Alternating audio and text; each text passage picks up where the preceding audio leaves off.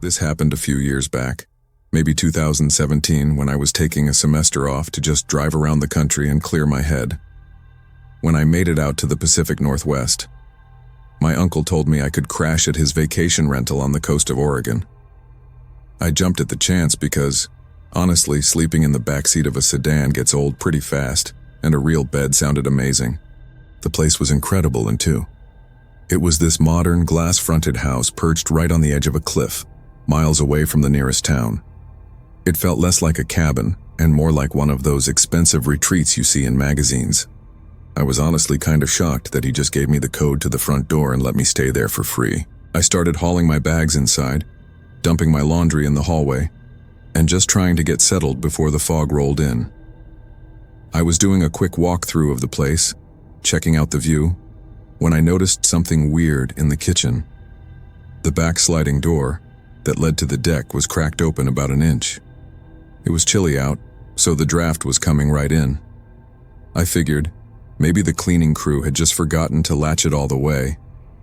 For all I knew, the wind off the ocean was strong enough to blow it open if it wasn't locked tight. I shut the door and locked it, then went back to grabbing my stuff. I sent a text to my uncle just to let him know I made it in and that the place was awesome. But I also mentioned the door being open. I just asked if there was a trick to the lock or something. He didn't text me back right away, so I just went about my business. It wasn't until I was making some dinner, probably an hour later, that he replied.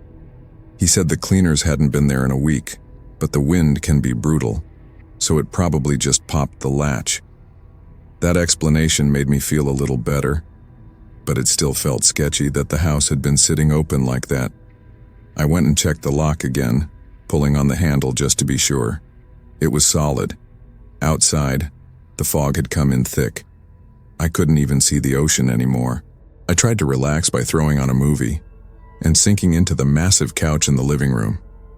The movie was decent, but I couldn't fully get comfortable. The house made a lot of noises.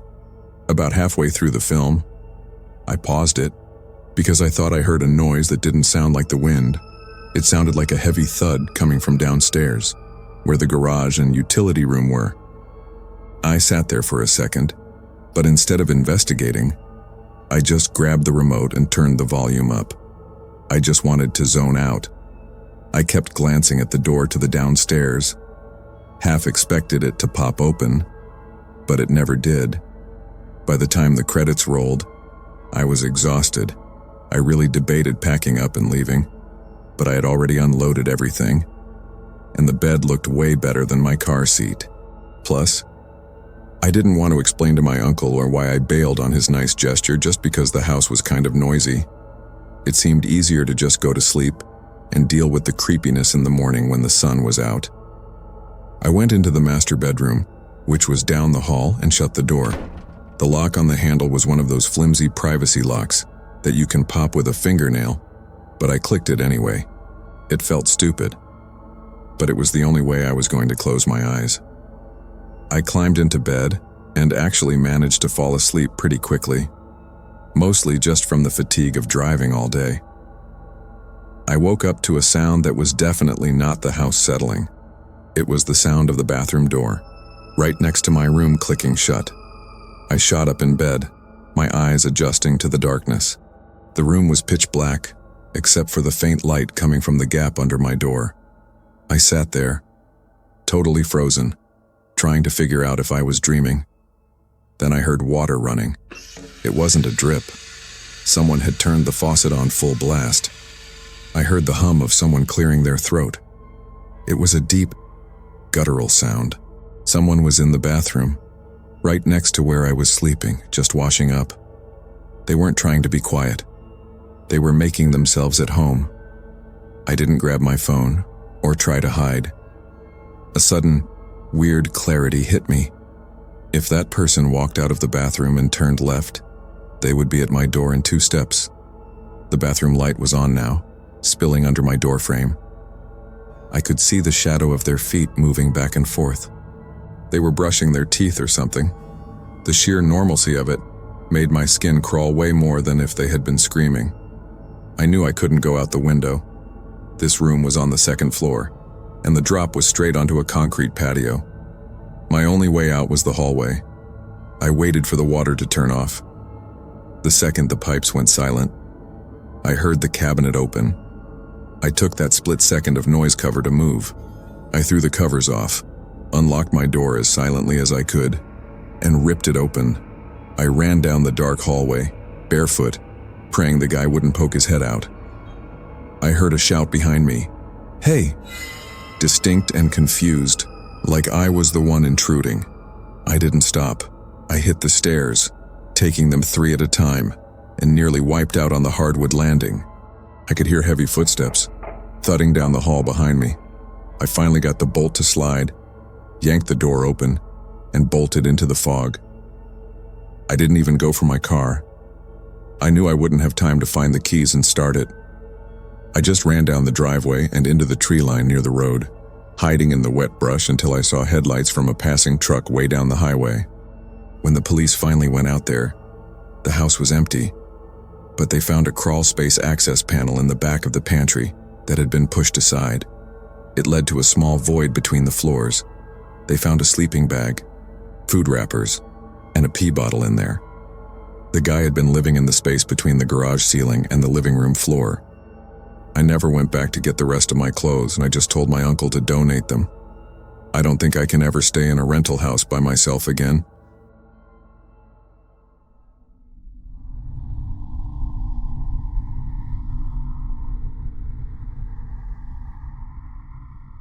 This happened about 10 months ago.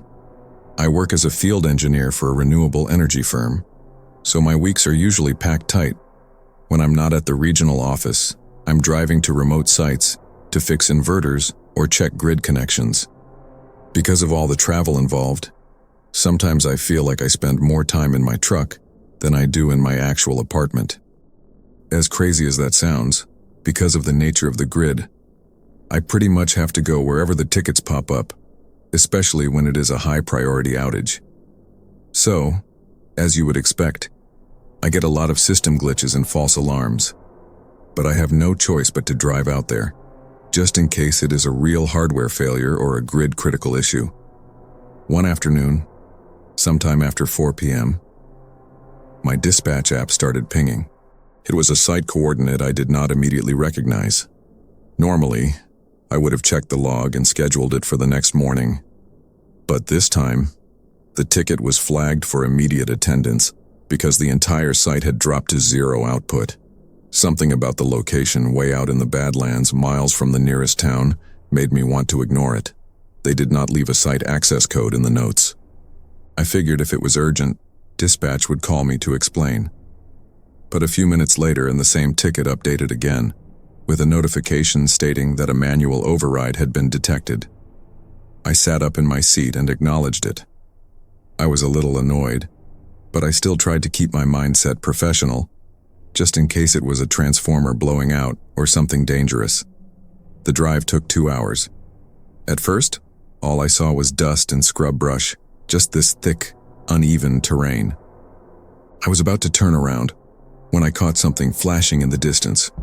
The perimeter fence. I drove the truck closer and parked. It was dead silent. I was 100% sure the place was empty. That actually made me freeze up a little bit. After a few seconds, I realized it was more than just a quiet site. It was an abandoned feeling, distinct from the usual hum of inverters. I walked to the control shed. The lock was busted. It was definitely broken from the outside.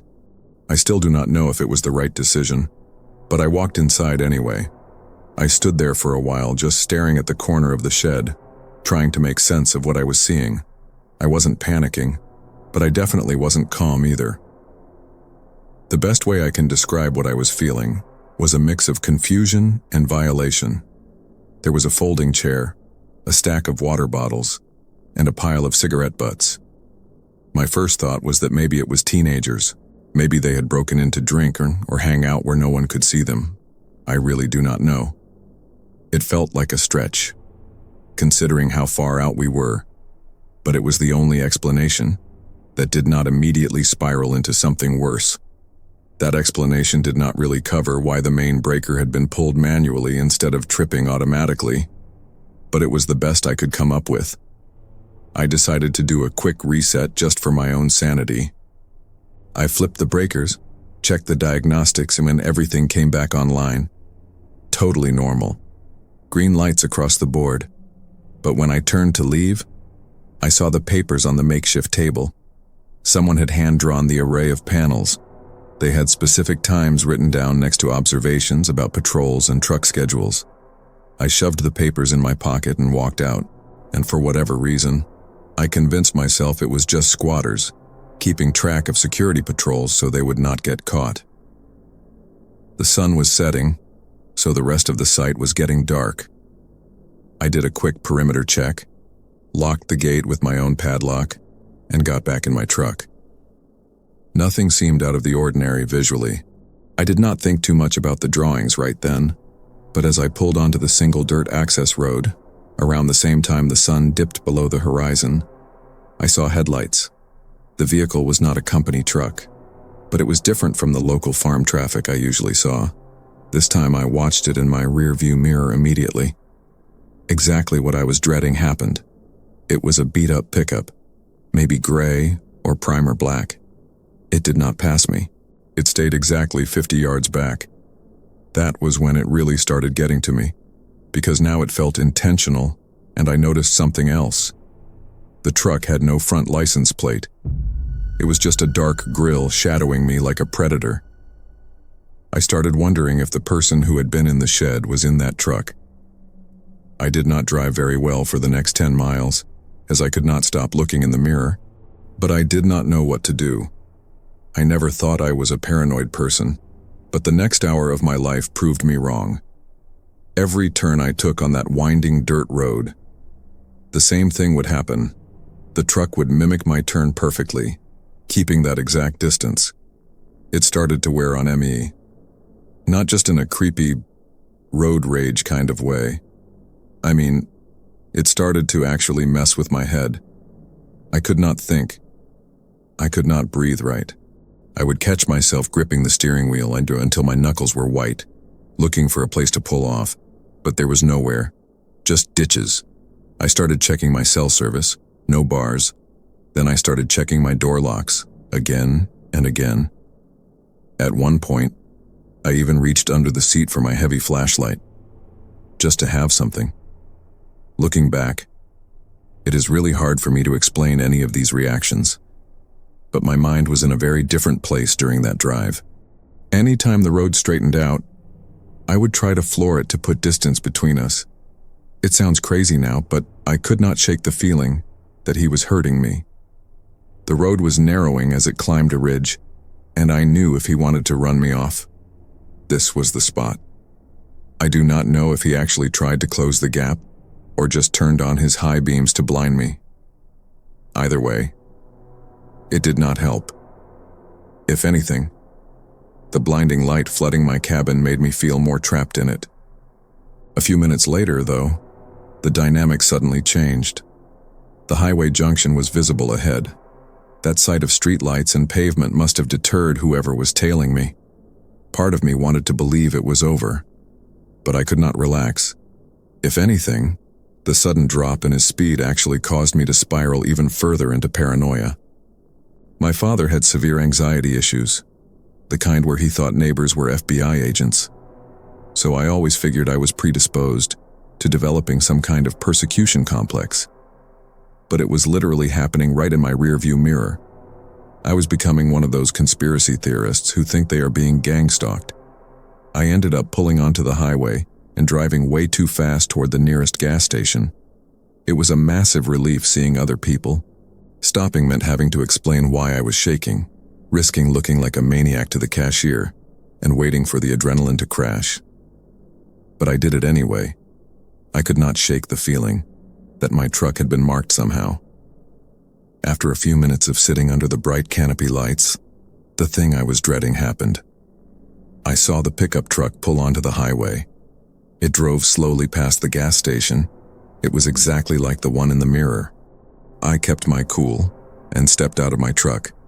I yelled at the driver, demanding to know what he wanted from me. I went on to scream that I had a dash cam and I had already called the cops, And then for the first time, I saw the driver. It looked like he was wearing a heavy hood, or maybe a mask, and all he did was flash his high beams twice before peeling out onto the main road. I know what you are thinking. Why the hell would I step out of the car like that? Honestly, I cannot answer that question. I was acting irrationally. I know that. But it is impossible for me to explain exactly how my mind was working during that time. So, I am not even going to bother. The drive back to the city was easily the longest, darkest stretch of time I have ever endured. I cannot even begin to explain all the thoughts that were bouncing around in my head as I drove. I contemplated a lot of things in those 100 miles. I would go as far as to say that had it not been for the traffic on the interstate, I might have run someone off the road just out of suspicion. Just thinking about that drive gives me a sickening feeling. I got home, locked every deadbolt, and sat in the dark. No one showed up. There is no telling what I would have done had that truck followed me all the way to my apartment complex. I ended up sleeping on the couch, with the tire iron on the floor next to me.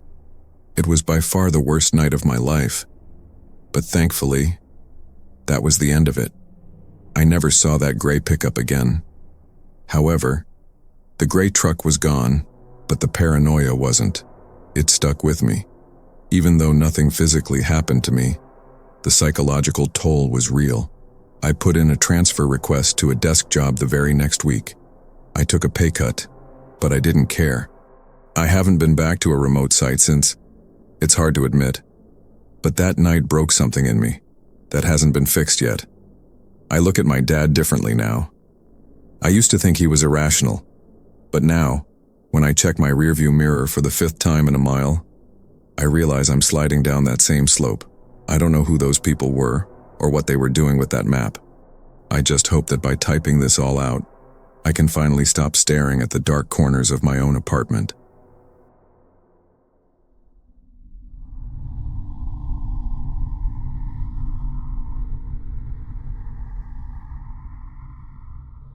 This happened last summer.